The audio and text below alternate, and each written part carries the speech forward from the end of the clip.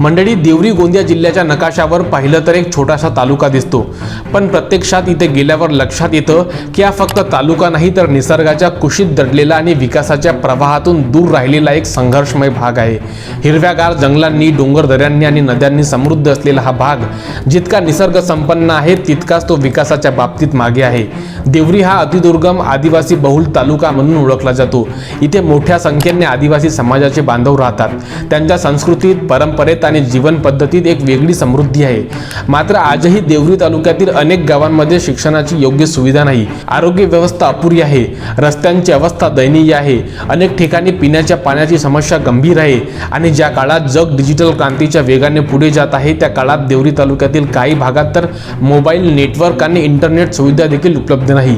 यामुळे इथल्या तरुणांचे शिक्षण, रोजगार आणि भविष्य संदर्भात संधी मर्यादित होतात। शहरांमध्ये जिथे एका क्लिकवर माहिती उपलब्ध होते तिथे देवरीतील अनेक विद्यार्थ्यांना अजूनही ऑनलाईन शिक्षण किंवा डिजिटल साधनांची ओळखही नाही।